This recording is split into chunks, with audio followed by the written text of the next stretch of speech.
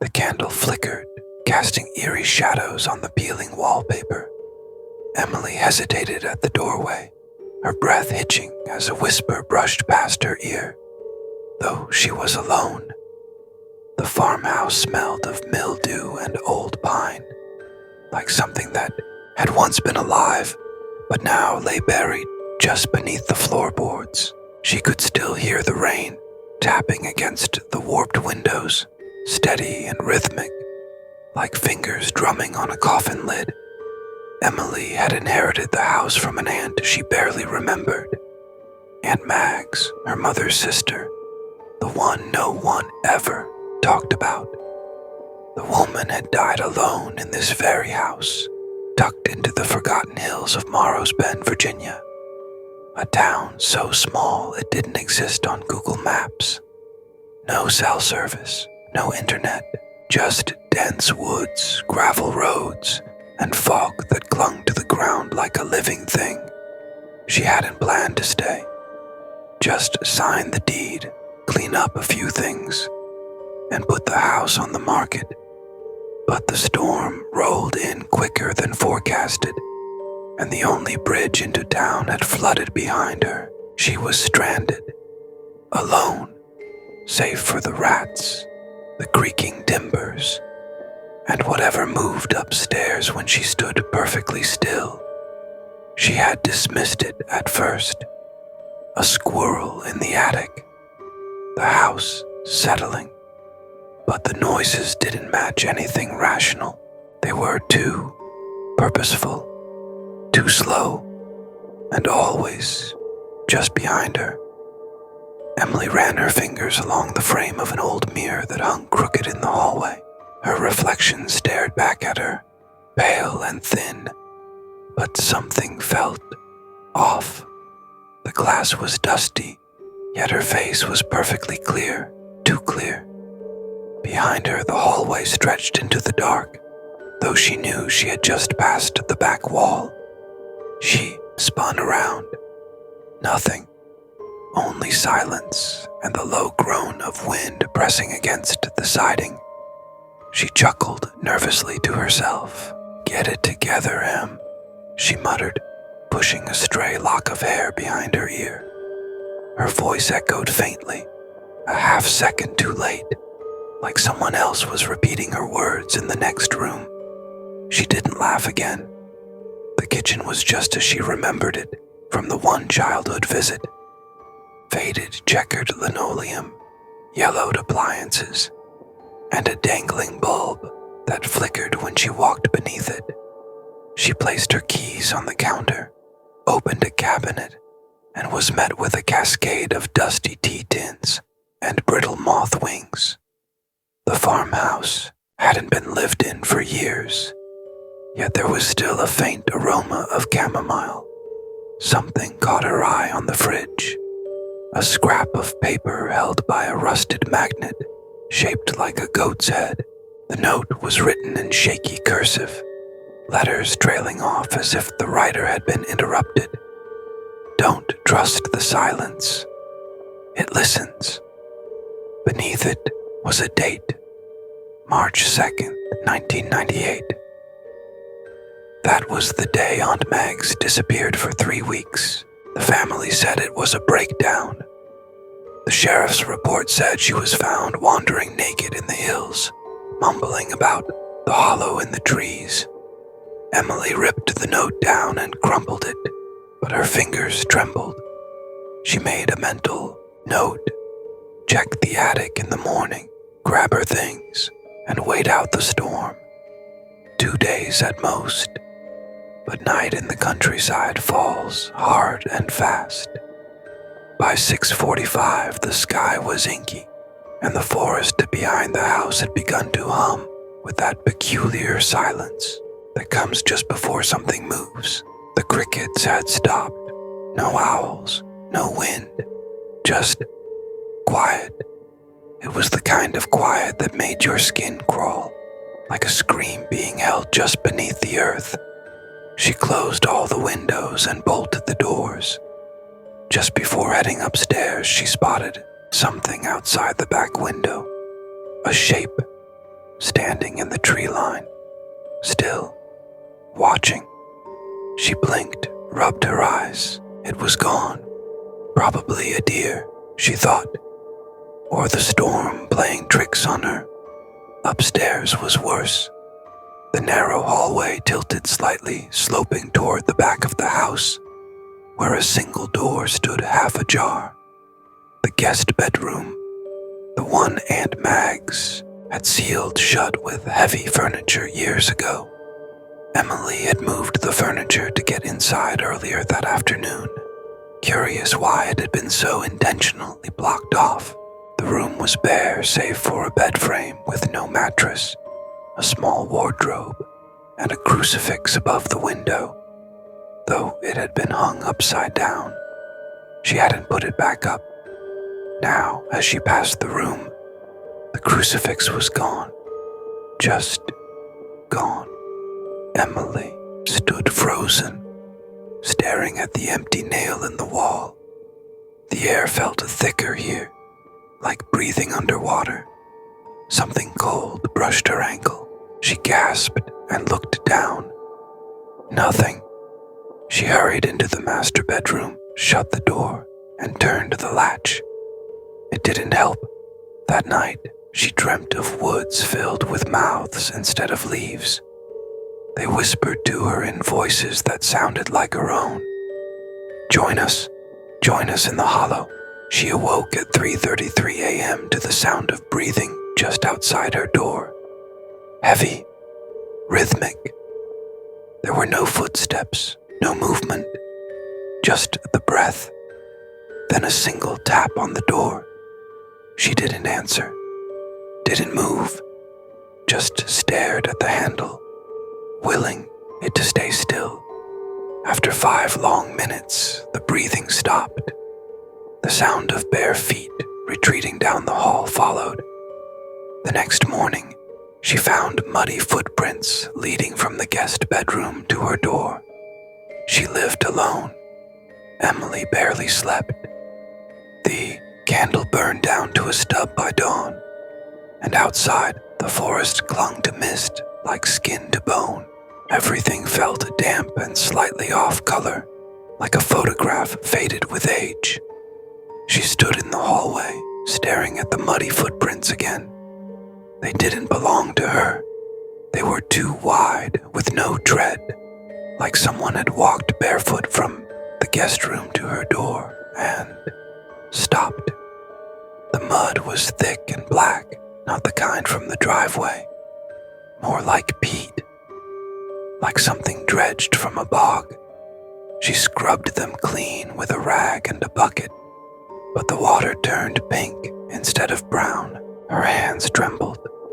Later in the kitchen, she noticed the fridge magnet had moved. The goat's head now pointed downward. The note she had crumpled was back on the fridge, unwrinkled. Don't trust the silence. It listens. This time, there was an addition scrawled in red ink beneath the original writing. It remembers you. Emily backed away, heart hammering. She hadn't brought a red pen. She stepped outside to breathe. The rain had stopped, but the air was heavy and still. No birds, no bugs, just that humming quiet. The tree line seemed closer than yesterday. The same stretch of oaks and pines now loomed, maybe 20 feet nearer. She couldn't prove it, but she felt it. The trees wanted her. She walked to the edge of the porch and looked out. There, among the trunks, a figure stood again. Tall, pale, head tilted slightly to the side, watching. She blinked.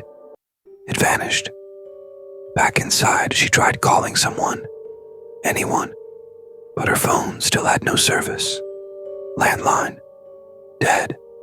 The power flickered and went out, leaving the house in a dim gray light.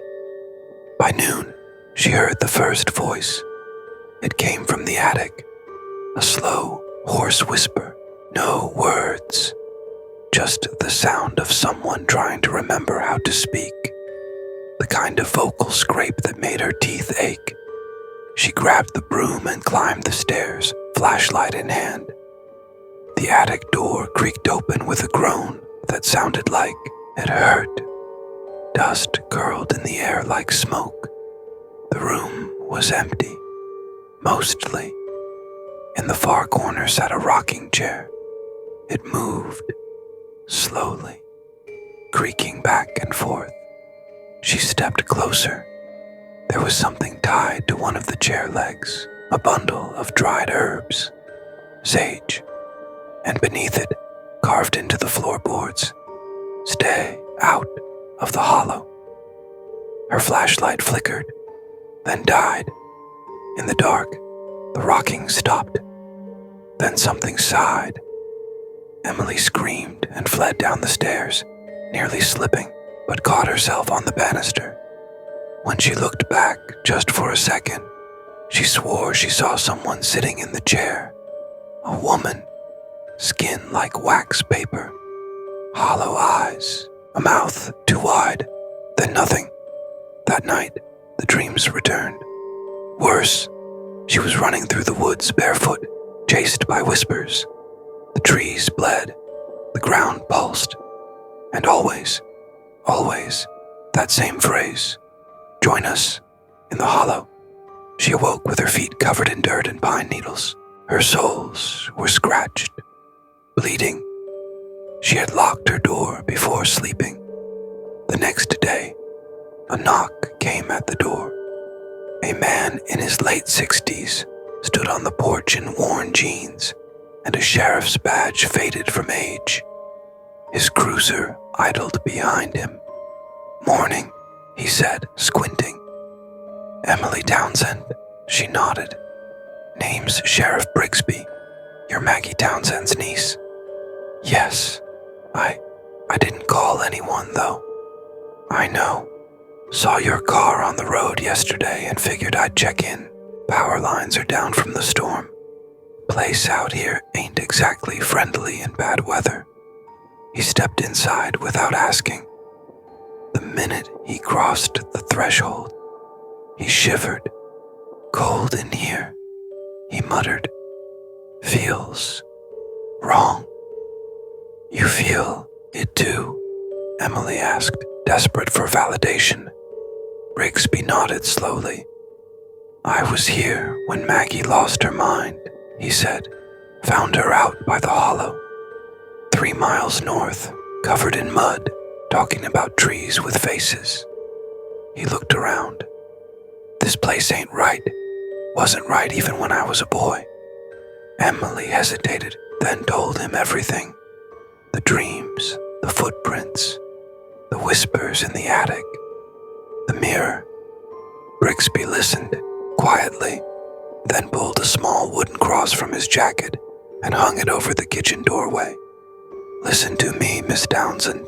Don't go into the woods. Don't follow no voices. And whatever you do, don't listen if it calls you by name." Her blood froze. "I never told you my last name," she whispered. Brigsby looked at her, eyes clouded. "Didn't you?" Then he walked out and drove away.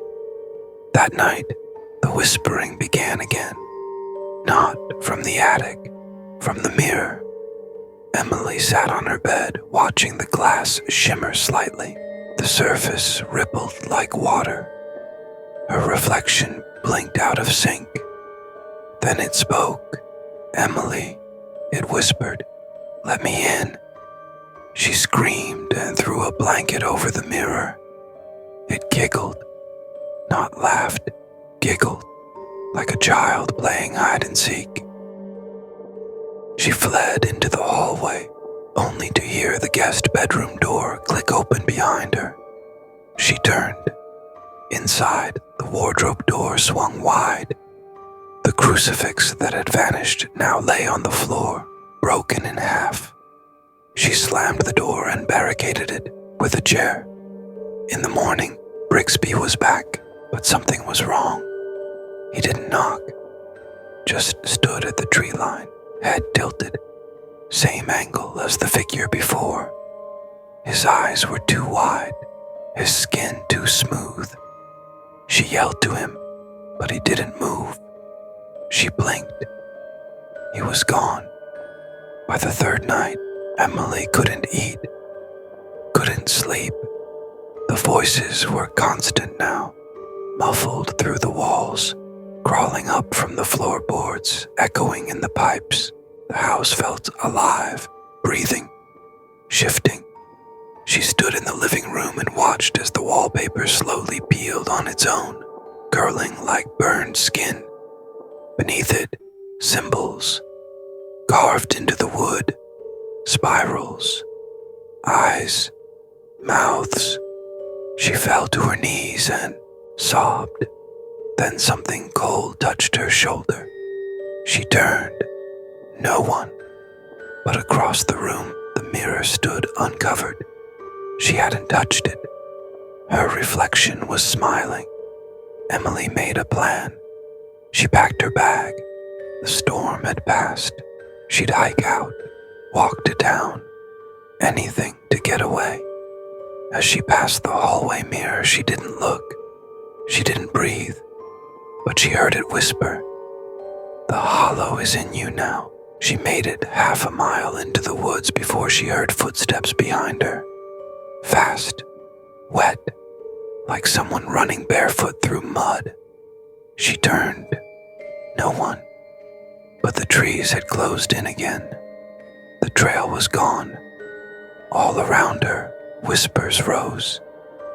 "You were never meant to leave. You belong to us. You are the last." Then, laughter. Dozens of voices. Children, women, old men. All the same tone. She screamed and ran.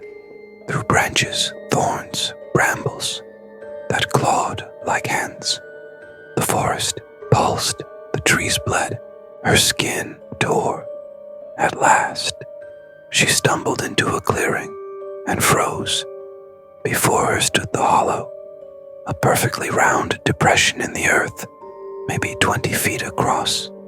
Black soil, a single tree in the center, dead and rotted. Around it, stone markers, graves, idols. She didn't know, but something moved beneath the soil. The ground breathed, then the air spoke, not in words, but in feeling. Stay. She turned to flee, but Sheriff Brigsby stood at the edge of the clearing, smiling. Except it wasn't him. His face was too smooth, his mouth too wide. "You came," he said, just like she did. Emily backed away, but hands shot from the soil and grabbed her ankles. Cold, slick, pulling. She screamed. Then a voice whispered from within the hollow, "It's time to come home." Emily's scream ripped through the clearing, but no one heard it, no one living at least. The earth at her feet writhed. The hands clawing her ankles weren't human. Not anymore. Fingers too long, joints bending backward, skin sloughing off in black sheets. And behind them, rising like mist, came the voices. Dozens, hundreds, chanting, moaning, begging. "Join us, feed the hollow, become." The sheriff, or what wore his face, stood silently, eyes glossy and black. He stepped toward her, and with every footfall, the ground beneath him wilted. Moss shriveled, grass withered. Even the air seemed to bend around him. Emily thrashed, kicking at the hands, sobbing. "What do you want from me?" Brigsby's face cracked, literally. A seam split from chin to ear, leaking black fluid. He grinned with broken glassy teeth. "You already know," he said in a voice layered with many others. "You were born to return. Your blood remembers." Then, snap, the illusion broke. Emily was no longer in the woods. She stood in the old house again, except not quite. The rooms were the same shape, but wrong. The wood bled where it should have been aged. The doors breathed, and every mirror was shattered but whispered still. She looked down. The floor was covered in wet footprints. Her own, one after the other, leading her forward. Reluctantly, she followed. The hallway stretched unnaturally long, lined with peeling portraits of her aunt, each one more decayed than the last. One showed Maggie screaming, face contorted. Another bound in chains. The final portrait. It was Emily, older, hollow-eyed, her face stitched shut. Bloodline binds the hollow. The words echoed around her, rattling in her skull. She pressed her hands to her ears, stumbled through the hall, and fell into the living room. Except it wasn't a room anymore. It was a chapel, crude, ancient, built from rotting wood and animal bones. A single altar stood in the center, and on it, something writhed beneath a veil. A book lay open nearby, written in a language she didn't recognize, but her mind understood. It spoke of Morrow's Bend, of the first hollow, of a curse of return. Every daughter in the bloodline would be called back. The last surviving woman would feed the hollow, just as the first one had created it, by drowning her own child in it to stop something worse from coming through. Emily backed away. Her breath shook. I didn't ask for this. I didn't choose this. The veil on the altar twitched. Then something began to rise. A figure, massive, disproportionate, limbs that bent too many ways, a face stitched from dozens of others, her hands among them. It hissed, and the walls screamed. She ran. The house twisted as she moved, doors shifting, walls closing in. From every crack and mirror shard, her reflection bled through, muttering curses. One of them grabbed her wrist, and this time, it didn't let go. She stared at her own eyes. Empty, black holes. You came back too late, the mirror Emily said. Now you stay. Emily screamed, pulling away. Flesh tore. She stumbled backward, colliding with the kitchen table. On it sat the old journal again. Her aunt's. The pages fluttered open. When you see yourself speaking, run. When the hands rise, do not stop. When the hollow breathes your name, you must become less, or it will make you more. Behind her, something began to crawl down the walls. Skinless, fast, clicking. She bolted for the door, but it was gone, replaced with a mirror. She stared in horror. This time, there was no reflection, just darkness.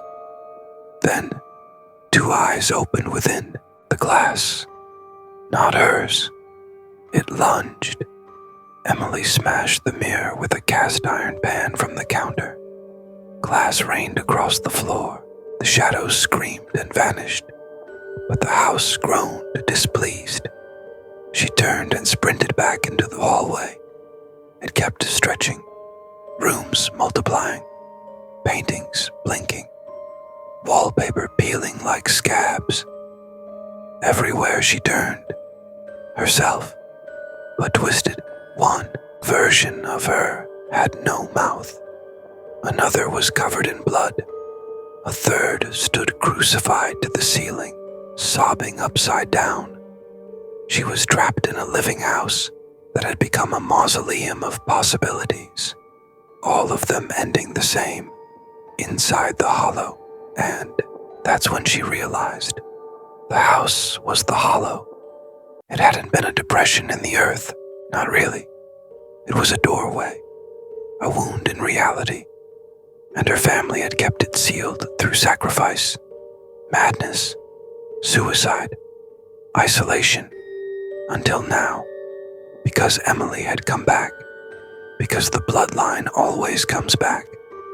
The floor beneath her cracked. Fingers burst through the wood. A chorus of voices sang in unison. The last of blood, the first of soil. Give yourself. The rotting floorboards split open. A maw of roots, bone, and meat yawned beneath her. She fell. Emily landed in darkness, not empty, but alive. The walls pulsed. The floor was soft. Breathing, she stood shakily and looked up. The house was gone. She stood inside the hollow, not as it had looked, but as it truly was. A cathedral of flesh and memory. Faces stretched across the walls. Her family, her aunt, her mother. They all whispered, "You are the key." A tree stood at the center, but it wasn't wood. It was built from human limbs, faces, rib cages, still moving mouths. And at its base, mirror cracked. Inside it, a version of Emily waited. "You have to take my place," it said. "Please. I've been here so long. I'm tired." She stepped closer. The mirrored Emily looked just like her, only older, drained, fading. "What are you?" The reflection smiled sadly. "I was you. I am you. The first one who said yes. The one who stayed." The ground quaked. The limbs on the tree began to move. The hollow had chosen. She had to decide. Stay and contain it, or run and unleash it. Emily backed away. There has to be another way. The hollow screamed. The tree split open. From within, a creature emerged, the true entity, towering, insectile, eyeless, woven from bone, sinew, and screaming mouths. "If you won't contain me, you will. Feed me." It rushed her. She ran, clawed her way up the walls of the hollow, the earth slick and writhing. Voices begged her to stay. Faces in the dirt screamed curses. Her hands bled. Her knees buckled. The tree reached out. A tongue of limbs. She leapt and escaped. Barely. She burst into the daylight. But it wasn't the same world. The forest was dead. The sky red, silent. And the house behind her, gone. In its place, a crater, smoking, still whispering. And the reflection, gone, except when she looked into the lake nearby. Her eyes in the reflection were black, just for a second. Then they returned to normal, or did they? Emily wandered through the woods, barefoot and torn. Her body ached, scraped, bruised, and cold to the bone. But her mind felt hollow, like something inside her had broken loose. The sun had risen, but it cast no warmth. Just pale light filtered through a gray, washed-out sky. The trees were brittle. The soil beneath her feet felt wrong, spongy, like something breathing just beneath it. She walked until the forest gave way to the edge of the old trail, the one she used to bike down in summer as a child, when Aunt Maggie packed her peanut butter sandwiches and lemonade in chipped mason jars. For a brief moment, she wondered if she'd imagined it all.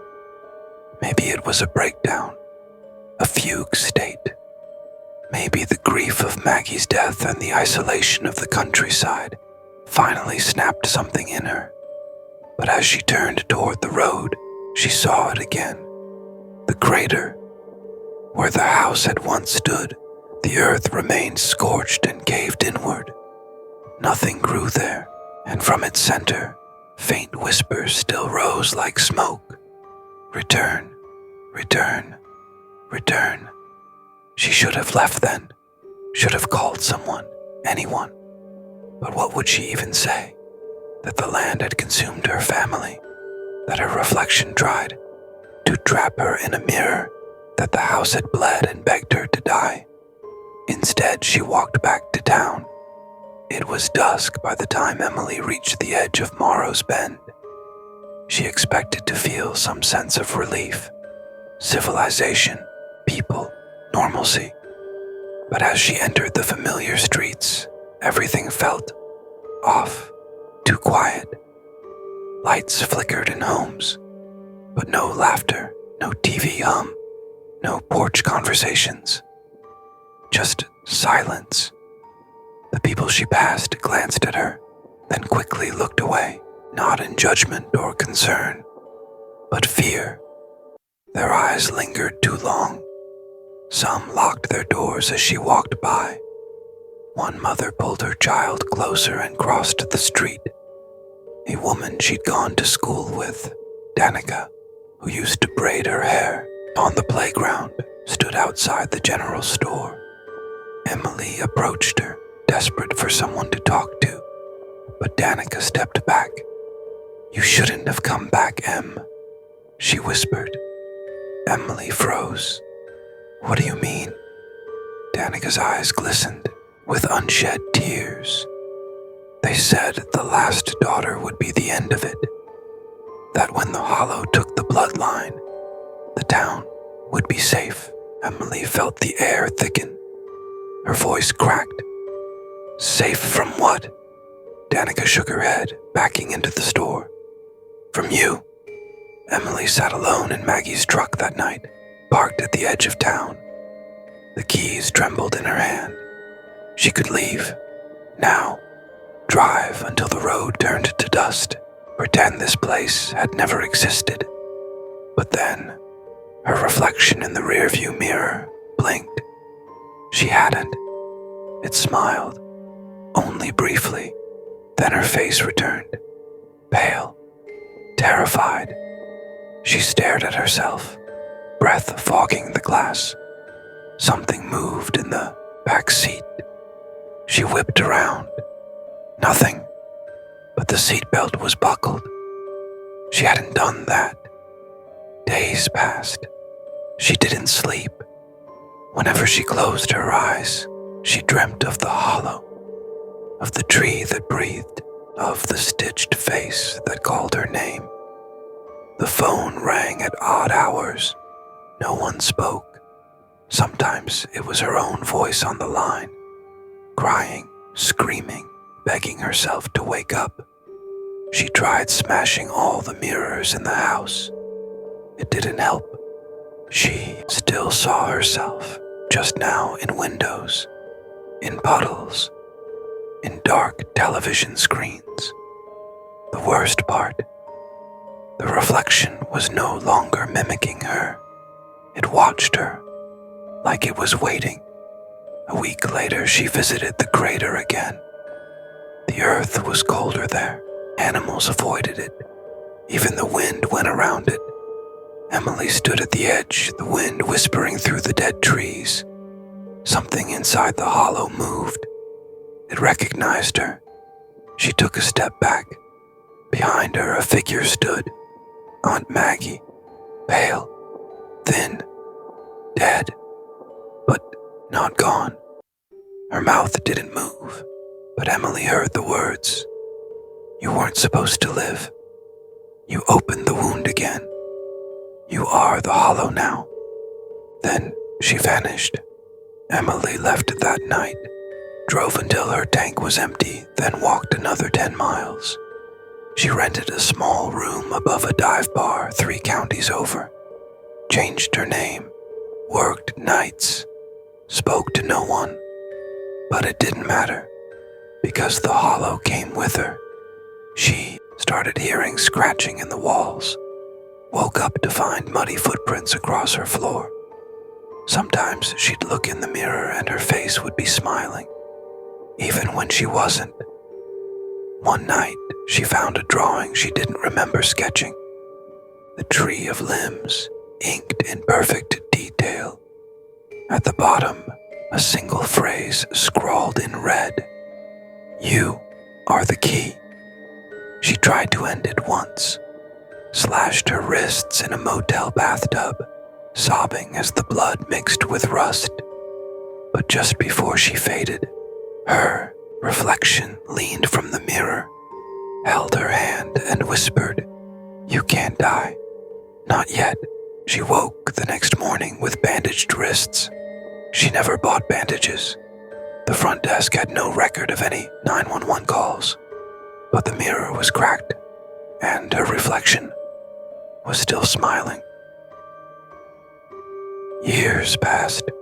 Emily lived in fragments, moved from town to town, never stayed long, but the hollow always followed, sometimes subtly, a flicker of movement in a TV screen, a dream that left soil in her sheets, sometimes loudly, like when her neighbor's child disappeared after asking why the lady in the mirror looked sad. That night, the mirror in her apartment fogged from the inside. When she wiped it clean, a single word was scrawled on the glass: soon. Now she sits in a small diner far from Morrow's Bend, stirring cold coffee. Rain taps on the windows. Across from her, a mirror reflects the nearly empty room. But in the glass, everyone is facing her, even those with their backs turned. She closes her eyes, takes a breath, waits, because she knows now. There is no escape. There never was. The hollow is not a place. It's a seed planted inside her the moment she returned. And one day it will bloom. When it does, there will be no more mirrors, only doorways. Final line. She finally made it out of the house, gasping for air, until she saw the same shadow standing by her front door, waiting.